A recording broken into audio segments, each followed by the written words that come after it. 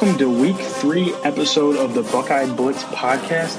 On this week's episode, we will be talking about the biggest game of the year so far, Penn State, how the Buckeyes did in that game. We will be talking about some of the crazy stuff in the Corona college football season that we've experienced so far in our CFP rundown, and some of the big upsets and news stories from the week. Some of college football preview for this week, some stories that are upcoming. And finally, we will preview Ohio State versus Rutgers this weekend. So with that being said, we will kick it off and dive right into the Penn State game. Dustin is here as always with me. Yes, the Buckeyes are 2-0. 2-0, and what's the best thing about being 2-0? Chance to be 3-0. Chance to be 3-0, and I'm feeling pretty good so far. It's a great day to be an Ohio State fan. Some would argue that it's not a great day to be a Buckeye though, but we'll keep that off of this. Yes. Podcast. Yes. But yeah. So if you want to dig right into this Penn State game, we can get right to it. Yeah, I mean, obviously going into that game, like 2 weeks before that game, it was going to be a huge game. Everyone was excited for it. It was a top 10 matchup. Then Penn State loses. It becomes kind of just a big game, but any other Big Ten game. We both talked about it last week that Penn State was going to be a tougher game than a lot of people gave them credit. But we still predicted it to be a pretty high-scoring game. I mean, a pretty big win for Ohio State, and we were right. Ohio State opened up right from the bat, going up 14-0 within only 3 minutes, I think it was, into the game. And right from there, I was like, okay, I think we have a pretty good set of what this game is going to look like the rest of the way. That fast start set the pace for the entire game, and we never let up from there. Obviously we cooled down a little bit, that's for sure. That was probably the biggest note, is that it kind of just steamrolled through the game, but really on easy mode, on rookie mode, as we were saying before the podcast. It was a fun game. Nothing like super special to write home about, but it was still a huge win, even if Penn State is not the same team that they've been the past few years. Yeah, to your point exactly. I think that the 14-0 start, although we did let up a little bit, I don't think the momentum ever changed in the game. Which football's a game of momentum shifts, and it swings multiple times a game, and I feel as if Penn State didn't have the momentum even once this game. So I think that's why it was kind of dull, a little boring, shall I say? Yeah. But yeah, I mean, it was great to see the fast start. I mean, I thought they were going to put a 100 burger up on them. I don't even know if it's a burger. That's a 100. What's bigger than a burger? I don't even know. A cheeseburger. That was 100 cheeseburger. But it was great. The fast start was awesome. But speaking of that, we had Mr. Justin Fields. Well, actually, before we get into Justin Fields, I want to talk about the defense first. I felt last week against Nebraska, the defense looked very lackluster, especially the defensive line. When we talk about Ohio State, we always associate Ohio State with a great defensive line. I know we had said it last week, but we weren't sure. We weren't sure if that was going to be the same thing holding true going into this week. But I felt that they really put a stamp on it, and they showed us why we can have some faith in them. Do you have any thoughts on that? No, I mean, I would agree. That's probably my biggest takeaway from that game. There were some other things of note, but I think that really was the biggest takeaway, was just that our defensive line really stepped up after being really disappointing in week 1 against Nebraska. I mean, they gave up 210 rushing yards to Nebraska after allowing an average of only like 107 all last year. Mm-hmm. And then they shut down Penn State, which was a much better running team, even on their third string running back, and allowed only 44 rushing yards. I mean, that's a huge difference. They came to play and they're ready. And the biggest player of note from that was Tommy Togiai. I don't know if I'm saying his name correctly, so sorry to Tommy. But he ended up being the Big Ten Defensive Player of the Week, which was awesome to see. He's not a guy that many people know. If you're not if you're just a casual Ohio State fan, even Haskell Garrett is more well known than he is. He wasn't supposed to be the starter after Vincent and Haskell Garrett both had some injuries. He was able to step up, and he played extremely well. I think that he really earned his spot on being one of our better defensive players now. He had 3 sacks and 3 tackles for losses. It was an awesome game for him. He led the team with tackles. And then Jonathan Cooper had a really good game. He really stepped up after having a really he looked much better. Quiet much game. Better. He did. He didn't the stat sheet didn't really show he only had a half a sack, but he really contained the edge on. He played really well. And then Zach Harrison even played pretty well. He had a 1.5 tackles for loss. I mean, he still isn't the standout guy that everyone expected. I know I was expecting a huge season, kind of similar to what a lot of the other big name defensive ends we've had in the past have had, but he's still playing pretty solidly. It's just no one's standing out as being all Big Ten necessarily next yet, or a first round draft pick, but they're playing well and they're doing their jobs, and that's all we can ask of them. Yeah. And I know this might not be the best comparison, but watching the Browns game against the Steelers, the Steelers defense looked incredible. They were fast. They were attacking. They were where they were supposed to be. No mistakes. And I thought that's how the Ohio State defense looked in the first half, especially. I mean, they were just fast. It was like a second when Sean Clifford snapped the ball. Within a second, we had guys on the ball, in his face, either the handoff in his face, tackling the running back. It was really fast and really intimidating. I think it let up a little bit in the second half, but not saying that they figured us out or anything, which they probably did a little bit because as the game went on, they realized some weaknesses.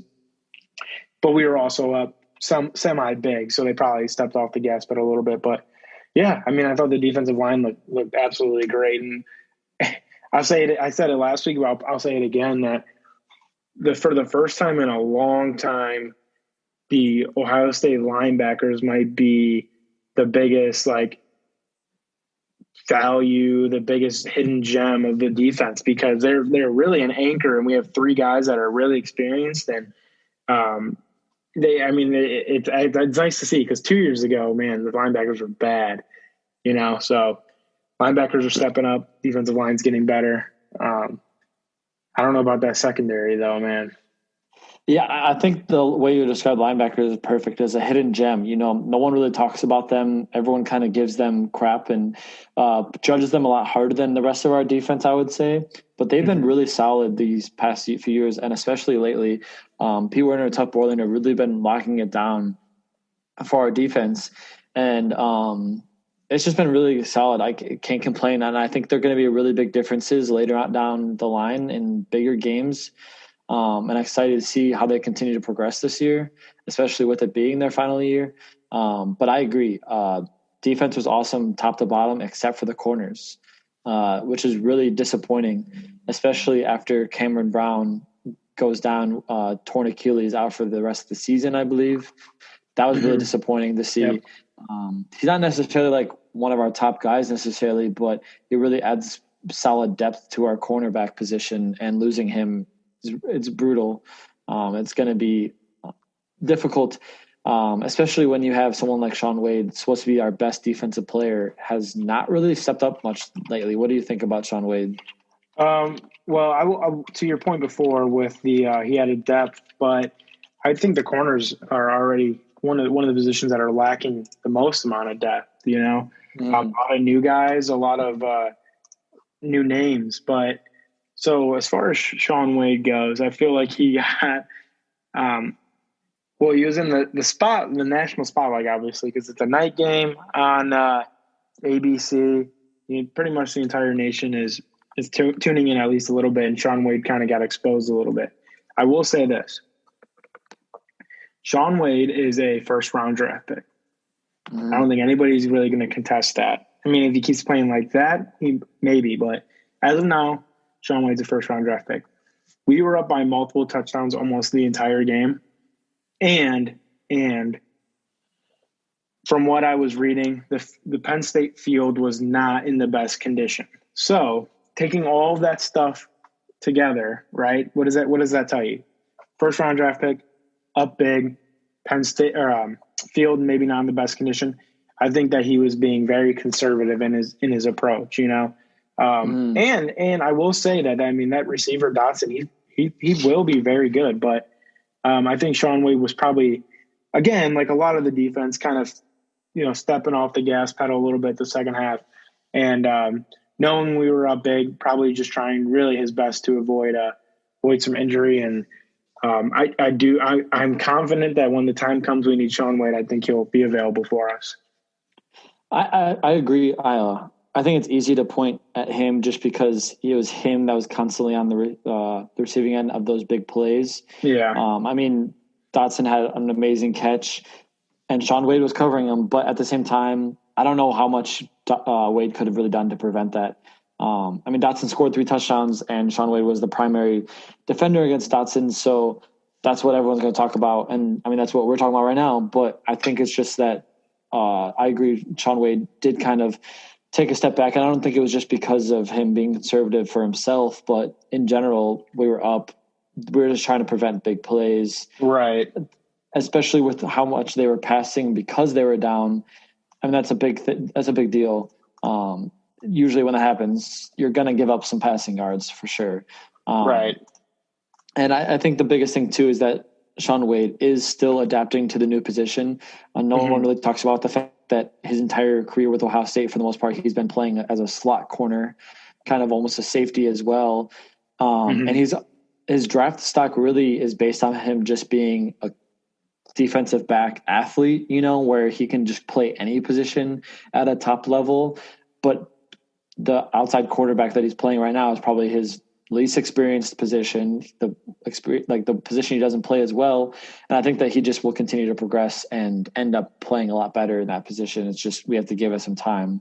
Yeah. Yeah. And I agree completely. And I'm sure you probably know, but Matt Miller, he used to work for Bleacher Report. Now he actually, as of this week, does not work for Bleacher Report anymore. But, you know, it's funny because week 1 he goes, I mean, he's a professional NFL scout. Like, that's what he does for a living is a scout. And week 1, he tweets like, Shaun Wade's the best defensive player in this draft class, you know? And it's just crazy that, and he didn't say anything negative about him week 2. It's just funny that 1 week people think he's the best player in the nation on defense. And then the next week they think he's a bum. So I don't know.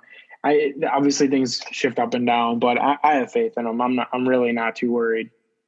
No, I mean, I'll add one more thing. I mean, with Chase Young, everyone knew that he was the best player in the draft the entire year. But then as soon as he had a bad game, everyone was trying to rip him apart right away, just because he's known as this perfect player. And I think it's the same thing with Shaun Wade. I mean, like, I was quick to point fingers at him as well. I mean, I'll blame myself in that situation. As soon as he messes up, I'm going to point to him because he's the one that we expect to be perfect. You know, Justin Fields has a bad game. Everyone's going to point at him as well. But sure. I think that's just the biggest note with the defense. I think the other biggest takeaway is that our running game still not perfect. Still, like, not. I mean, I think that we're giving high expectations though at the same time because we've been so spoiled. But they did look a lot better, and I was really happy about that. Master Teague especially, he really led our team the entire game. I mean, he outpaced Sermon both yards and carries the entire game, and I think that that's kind of going to be something that becomes common the rest of the season. They definitely want Master Teague to be our lead guy, but I think that if, say, Teague doesn't have a good game, it definitely will just get shifted to Sermon. Is what it's going to be kind of that hot hand thing that we talked about last week. Right. Yeah, I thought Master Teague looked better. I don't want to say he looked great because he put up really good numbers, and watching him, he played well. But going back to your previous point on we kind of have high expectations of him, there was probably 3 or 4 plays that I was watching in real time and like, wow, like J.K. Dobbins would have scored on that, Yeah. and that's unfair. That's unfair to Master T because J.K. Dobbins is probably, like we said, the best running back in the last one of the two best running backs the last 20 years at Ohio State. But Yeah. it doesn't seem like Master T has much lateral movement to him. It seems like he really struggles to go side to side where he's great downhill, but with J.K. Dobbins, he was great downhill. He was great out of the backfield. He was great left to right. He was great everywhere. He was just great. Yeah. And I think it's going to really take some time to get used to it. But yeah, he's just not the same playmaker. But he played better. He definitely played better. It was nice to see that. No, I agree. He was definitely better, and I think that it's a good note that there was improvement. Because we have to remember too, it's only the second week of the season. Right. And I think that just shows that the improvements will continue to grow, especially against pretty lackluster teams, giving him that chance to grow. The last thing I'll talk about, I guess I want to add Garrett Wilson, absolute stud, and Chris Olave. Probably with Jalen Waddle out, might be the best wide receiver duo in the country. Would you agree? Garrett Wilson and Chris Olave are the first Ohio State receivers to both go over 100 yards in back-to-back games.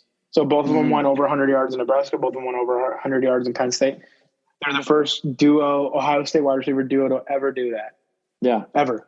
They're crazy. I think no one really would have expected Garrett Wilson to be the favorite of Justin Fields so far, but he's been leading our team in targets and receptions both weeks so far, even with Chris Olave playing the full game last week. So I think that's a really big note, and they've both been spectacular.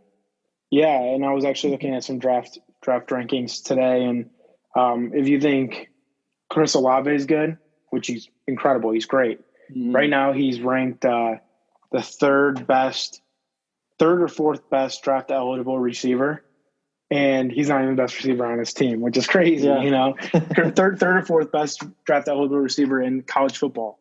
And he's not the best receiver on his team. I mean, if Garrett Wilson isn't the best receiver, by the time he's draft eligible, man, I don't know who would be better, That person's going to be insane. It's going to be insane. But the last thing I'll say is the field goals weren't great. Blake Haubeil, going into this year, we talked about it. He was supposed to be, he is currently the holder of the best field goal percentage in OSU history. He only needed to complete like 13 out of 15, like an 81%, in order to maintain that for his career after finishing this year. And he missed one field goal or two field goals. He missed one, I'm pretty sure. And I think it was an extra point or something, wasn't it? Yeah, now I can't specifically remember, but I know he did get hurt on one of the missed. He did get hurt, yes. Yeah. And that's the biggest thing because they're saying that there's a pretty good chance he won't be available for the game on Saturday. And I guess Siebert would be the starter. Siebert? Yeah, I know. I don't know if he's related to Austin Siebert or not. But yeah, he did miss a field goal. He made both his extra points. My bad on that. But I know Dominic Damasio, he stepped up. So yeah, I thought he was a safety when he came in. I thought he was the emergency practice squad safety. What kind of kicker wears number 28? That was really weird, but pretty funny. I thought. No, he did a great job. Apparently, Ryan Day said it's between Siebert and Damasio who will be the kicker. But yeah, Blake Haubeil, we'll see what happens with that. Yeah, and the last going back to Haubeil, we have a nice stretch of games here where we shouldn't have to depend on our kicker too much. So knock on wood, but if he needs to take a few weeks to get healthy, by all means, I would be very supportive of him sitting out. He's always been someone that's kind of struggled with injuries for our team. Yeah. This isn't the first year where he's had issues. which I think kind of like hurts his draft stock a little bit because I think he was one of the top place kickers going into the draft. Not that kickers get drafted super early or anything like that, unless you're what's his name? The guy that went to from Florida State that went to the Buccaneers, I believe. But anyways, I can't think of his name. It's bothering me now. But anyways, I think we'll be okay. Both Demencio stepped up played pretty well. Most of the time, we're going to be kicking extra points, I think, in these games coming up. So as long as they can kick a quick extra point, we should be fine. Roberto Aguayo. Yes, thank you. and Sebastian Janikowski both won. Janikowski for sure won the first round, which is absurd to me. But he's a Hall of Famer, so he is, especially when you compare it to nowadays. Oh my God, yeah. But all right, last thing about the Penn State game. We're already talking too much about it, but how odd was the bring them out of halftime to kick that field goal? That was really weird, and I know that Ryan Day is probably still mad about it. Yeah, I've never seen anything like that. I don't think. It was really weird, and a bunch of people tried saying that the only reason that Penn State was in the game was because of the refs and everything, but I don't usually like to side with the refs, but I think that they were right. Like the time was there was time still left on the clock. Yeah. I don't hate the call or anything like that. It was just super weird to send them to locker rooms and then have them come back. Yeah, I agree with you. As much as it hurts to say, I think it was the right call, but I'm sure that's happened before and they kind of just let it go, you know? Mm-hmm. But I think the fact that it was on fourth down, maybe Penn State threw a little of a fit over it, but I don't know. So weird making the guys come out and then going back in and restarting halftime over, but so weird. Ryan Day was pissed. He was fuming. He was pissed. I have not seen him like that very much at all. He was kind of pouting like a little kid, but whatever. Of course they drill it too, and it's like a 55-yard field goal, and they absolutely drill it. You know, like of course. But all right, I'm ready to move on. It's no big deal. Yeah, I'm ready to move on. Learning point. Yes. So we'll get into what happened the rest of college football, the effects it had on the rest of the Big Ten, Ohio State related, and then obviously the college football playoff, just because it's such a big deal for affecting Ohio State. So right off the bat, the biggest thing, Michigan State upsets Michigan. Huge upset. Normally that would not have been much of an upset. They've been pretty big rivals lately, especially Michigan State. Beating Michigan lately has kind of been a norm since Harbaugh has been there. I believe Harbaugh's only beaten Michigan State once since he's become a head coach at Michigan. Wow. Which is crazy. I think maybe it's just at home. I'm not 100%. I guess I should probably check that before I say that. I know it's 1-7 against Michigan State and Ohio State, and I think that's just like maybe at home. But anyways, that was huge. I really started to think that Michigan might have been their offense was better. Something was changing a little bit. Milton looked good. I gave them the benefit of the doubt. I made a stupid prediction. He made a terrible prediction. I was desperate for a Big Ten team to make the CFP, so I said Michigan would be number 4. We're moving on. Anyways, he also made and I will also say you made a terrible prediction. You asked me, and it's on recording, so we can go back to it. If Michigan State would score a touchdown in the game, and Michigan State scored in like the first 3 minutes of the game, it was like a bomb. It was. I don't know if I said no to that question though. I'm pretty sure I said they would score. Thank you very much. But yeah, I was gonna text you. It was like 2 minutes into the game, and Michigan State there was like a 50-yard bomb, and I was like, "Oh, there goes that."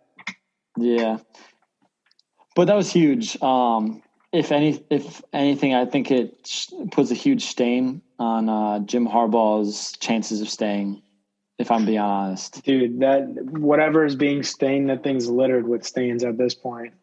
Yeah, I mean, it was bad. Yeah, really bad. Rocky Lombardi, that dude, they made that dude look like he was competent, and That is shocking to me. Absolutely shocking. Yeah.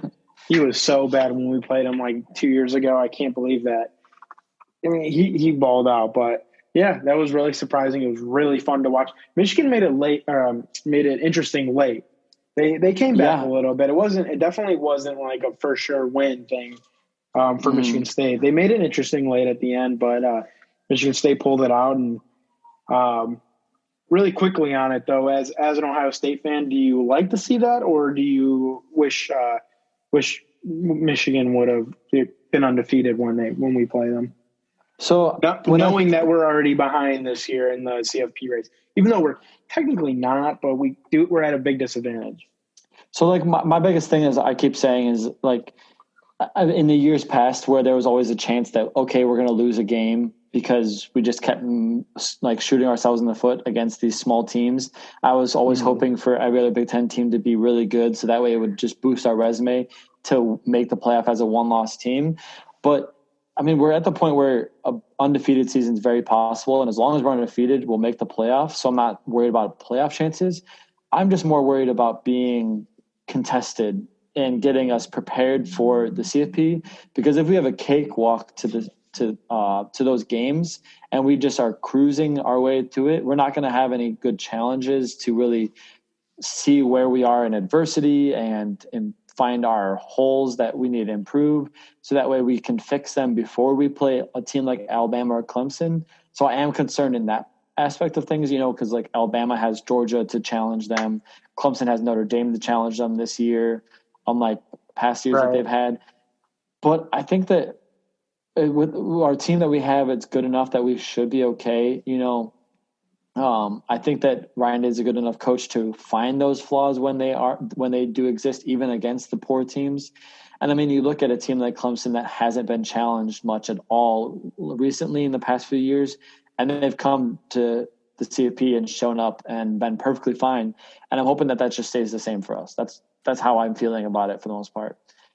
Yeah, and I think the one challenge game that we would have, now that Michigan is looking significantly worse than they were a week ago, would be Wisconsin.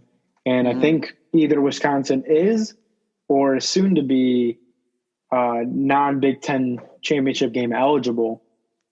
Yeah, they already canceled the Nebraska game, and then they just canceled the game against who were they supposed to play? Good question, but I did see that. Purdue, maybe? I can't remember. They were supposed to play Purdue. They were supposed to play Purdue. They already canceled that game. They're supposed to play Michigan next week, but they have 22 positive cases, I believe, on their team right now.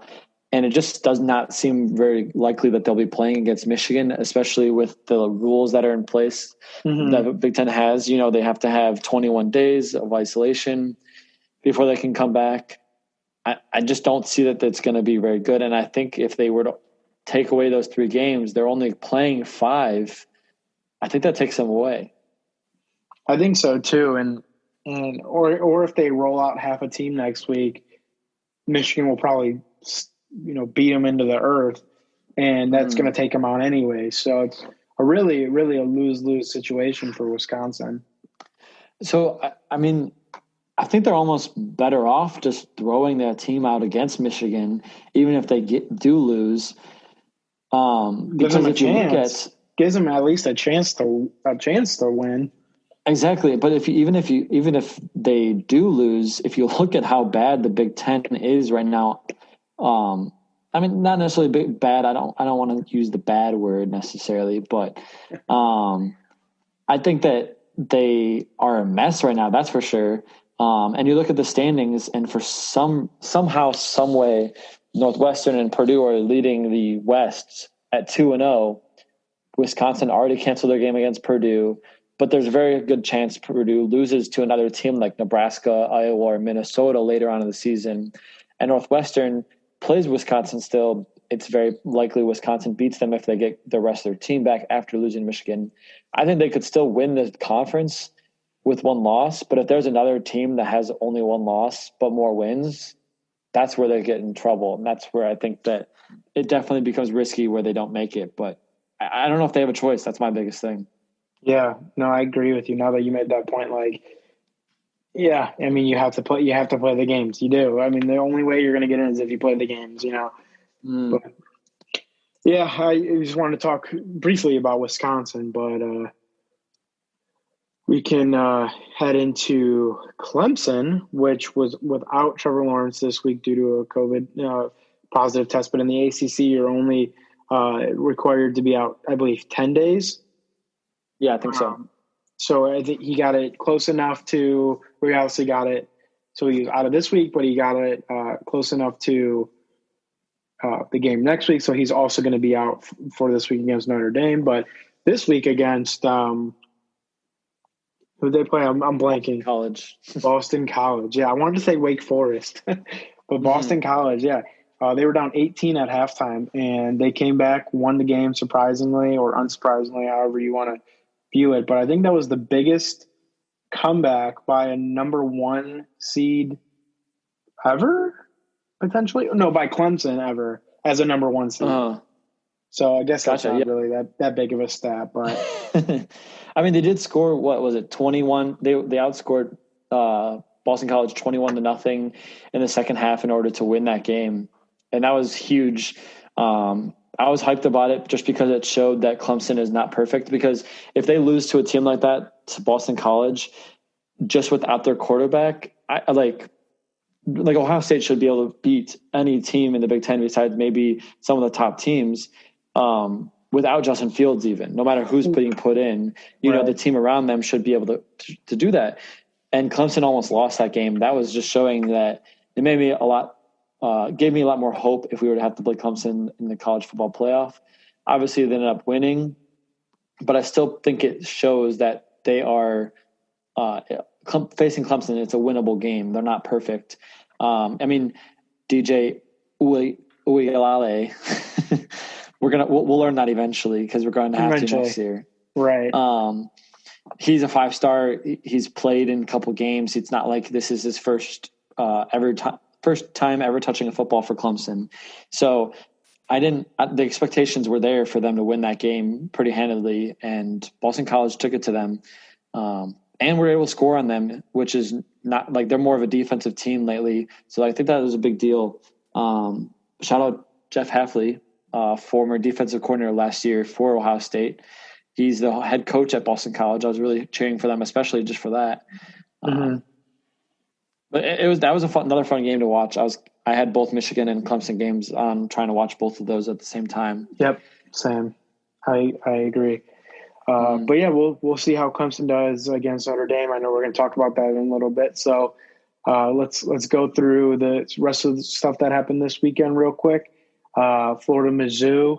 That was an insane brawl that happened. Yeah. I believe. We'll see how much COVID we can pass. Right. I believe multiple people have been suspended for that.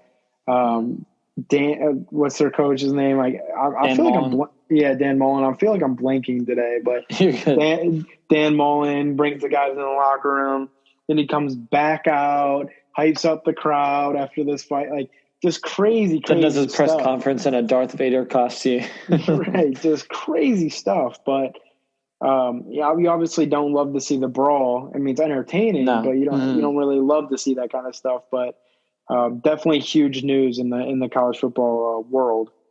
It was one of those peak college football, like press conference, like coach being crazy kind of a thing. You know, you don't usually see it where the coach comes out and pumps up the crowd. Right.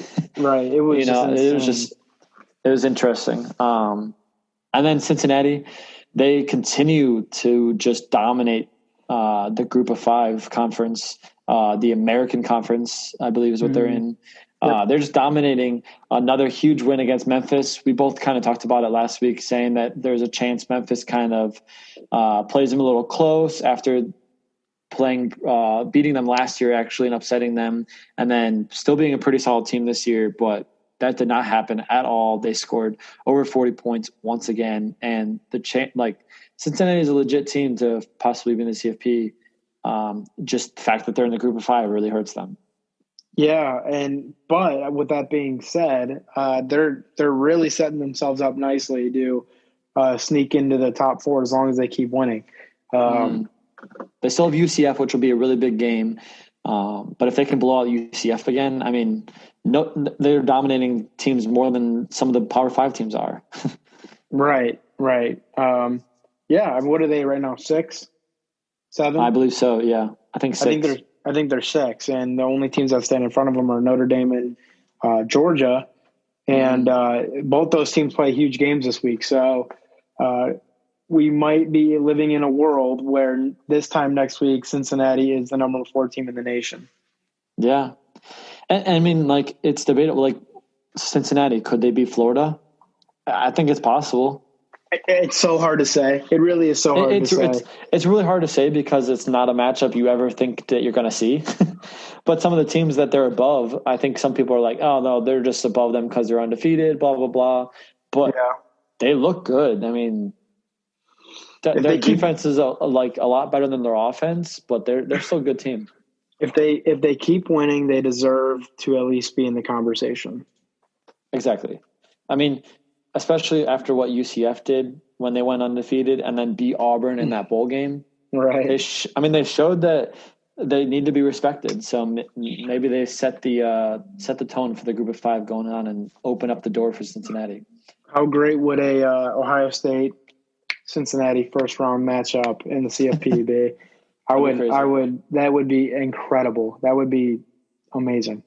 That would be amazing for Ohio State, but I was going to say it would be great. It would be great to be in Ohio, specifically in Columbus, because it would just be insane. Because there's a lot of Cincinnati people, Ohio State fans. Yeah. I think last year that weekend was one of the funner weekends. Yeah, for sure. Yeah, there was like so many people on campus for that game. It was awesome. Right. Yeah. But Oklahoma State, they lose to Texas, opening up the door for a team like Cincinnati to jump into the top 4. Oklahoma State was kind of the last hope for the Big 12. And with that loss, I think it completely shuts the door for the Big 12. I don't think anyone's getting in now from the Big 12. Yeah, it looks pretty bad. Yeah. Poor Big 12. Who cares? Moving on. Who cares? I guess we kind of talked about it. Who's going in right now? If Notre Dame loses to Clemson, Georgia loses to Florida, or maybe they lose to Alabama again, Cincinnati might be the number 4. You got any other? I think the other teams to watch obviously are Notre Dame and Georgia. You think Texas A&M can find a way to get in there? Maybe even. I think they're at 7 right now.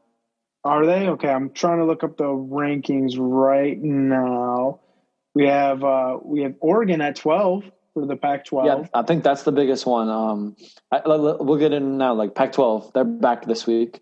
That's the biggest thing. That's the biggest question mark is can a Pac-12 go undefeated and get that last CFP spot? And Oregon seems to be the favorite to do so. Going back to so if Florida beats Georgia, so Florida's at 8 right now. If they beat Georgia, then they have a really good chance of at least jumping up to 5. If not, that number 4 Texas A&M beat Florida. Who does Texas A&M play this week? Do we know? Texas A&M. But Texas A&M, they did beat Florida. Their only loss right now is to Alabama. They play South Carolina. Mm-hmm. Yeah, I mean maybe. Texas A&M, I think has a legit chance of sneaking in there. Yeah, I was going to say. Especially if Florida does beat Georgia. And then UC just stays at 6? Because you would think that Florida would jump to 5. Yeah, I guess so. No, because if Notre Dame beats Clemson, then that screws everything up. Because it's definitely like a really interesting week to see what happens. There's some good games. Notre Dame beats Clemson without Trevor, then Clemson doesn't. No way they go lower than 4, right? If they lose, you're saying? Yeah. Yeah, Because Clemson's I think that they probably clearly a top 4 team. They're clearly a top 4 team. Yeah, I think that they still stay in that top 4. But then you have like probably Alabama up to 1, OSU to 2, maybe Notre Dame to 2. 3. Mm-hmm. Yeah, I don't know. We'll see. It's actually a really There's good still a lot of conversation. football to play. There's still a lot of football to play, so we'll see what happens. But Yeah. I think that this season really opens the door for a lot of interesting teams like Texas A&M, like Oregon. I mean, Oregon has been there before, but not since 2014. Even USC, if they can go undefeated, it opens the door for Cincinnati, which is crazy, but very possible. I mean, it's definitely a COVID season. It's a 2020 season. My spidey senses are tingling, and I have a feeling that Cincinnati is going to get screwed out of a CFP spot one way or another. Yeah. Yeah. One way or another, even if they go undefeated. Yeah. But the Pac-12 is back. Getting into the preview, Pac-12, it's a big deal just because they are the last Power 5 conference to come back now. Oregon seems to be the favorite to win that conference, but USC is right behind them. USC, though, it seems like every year they have some promise and then they do absolutely nothing. Right. So Pac-12 just tends to be a conference that beats up each other and screws it up for themselves. So I think that's interesting to see. Yeah, not really too much to report on right now because they haven't even played a game, but we'll be keeping a lookout for the Pac-12. And along the same lines, the MAC is back. The MAC is playing tonight. We have 6 MAC games going tonight, and again, we don't really have a whole lot to report on that, but that's exciting to see because those are some of the best games for midweek football. I think today starts a streak of 20 plus consecutive days of either a college football game or an NFL game being on. Wow, that's crazy. Yeah. Thanks to the MAC. Nice. Excited for some interesting football. Those games are always interesting, to say the least. To say the least, exactly. We talked about it already. Notre Dame, Clemson. That's the game of the week, even with Trevor Lawrence out, but still the game of the week just because I think it actually makes the game a little bit more interesting. I think Notre Dame had a chance to beat Clemson with Trevor Lawrence, but I think it was still Clemson would have been pretty like at least a touchdown favorite in that game, where now it's a much, much closer. I think Notre Dame has a chance to win that game, but I just worry that their offense might not be good enough to do so. I think they have a better chance. I don't know if they have a good chance. I'm a big Notre Dame hater, so I will always be very skeptical of them. Yeah, I think their defense is pretty solid. They got Clemson as 5.5-point favorites. I think I would take Clemson just because I don't think that Notre Dame's offense is very good. And I think Clemson fixes the mistakes they made in that game against Boston College. Right. I was going to say, I wouldn't be surprised if they let us down. Yeah. That is. Make quick predictions. We'll say you think BYU, Boise State, kind of a big game just because BYU is at number 9 right now. And Boise State just started their season, but BYU already 3-point favorites only, even though they have a pretty big lead in AP rankings. You think BYU possibly loses that game to Boise State? No, I really like BYU's quarterback. I think that he potentially might be the third quarterback off the board. Some people even like him more than Justin Fields, which is surprising. Right. Zach Wilson. That is surprising. So I think I will be pretty confident saying that BYU is going to win that game. Yeah, I believe they play Friday night as well. Michigan, Indiana. That's actually a big game. Was the Michigan State game just a mistake, or is Indiana legit? That's the question there. That's going to be one of the better games of the week. Trying to look up the betting odds really quick. First of all, Clemson is favored 5.5 points. So it's not it. So there's like significant markers in betting. So there's like 3 points, and then there's 6 point or 7 points, and then there's above, and that's in between the two significant markers. So it might be a better game than we think. But 5.5 is still a lot, so I'm actually pretty surprised. Michigan's favored by 3. Yeah, which is surprising. I honestly probably would take Indiana in that game. Yeah, I mean, +3. I mean, straight up, I might even take Indiana.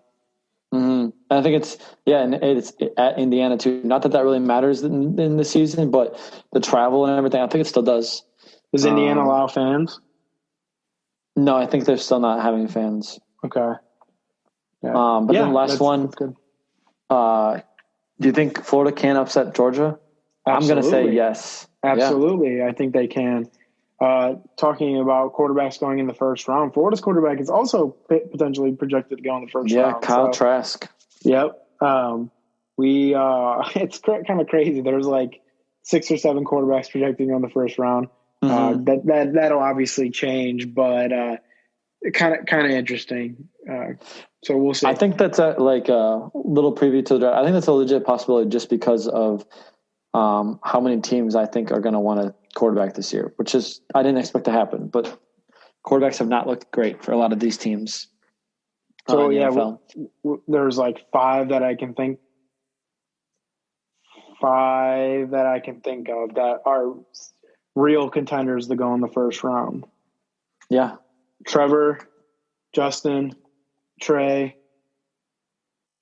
Kyle, and Luke Wilson.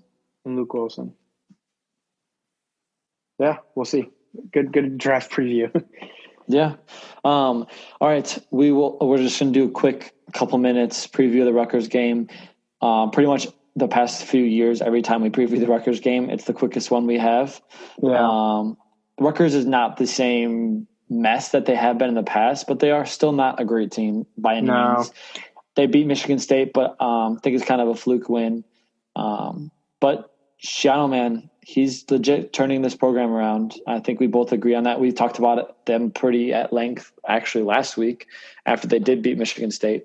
What's your biggest thing to take of this game? So ESPN's Football Power Index, although these mean absolutely nothing. You always see it during like NFL games, like this percentage chance to win. It's like always the Falcons too. It's like Falcons had like a 99% chance to win this game, and they lost like 3 weeks in a row. But exactly, they gave Ohio State 98.6% chance to win this game. Doesn't get much bigger than that for a college program, and the 2 teams in the same conference. We're not even playing like Bowling Green or anything. We're playing literally a team in the same conference that has a win. Yeah, surprisingly enough. and we're 98.6% chance to win. I like Greg Schiano as much as he's kind of a polarizing character. I do like him for the most part, but I hope he does well because it helps our sake, and it also is funny to see Tennessee just be completely wrong on their decision to get rid of Schiano. Right. I don't know if there's much really to talk about. We talked about this last week.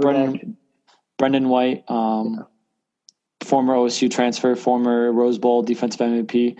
It'll be interesting to watch him. What were you getting into? Sorry.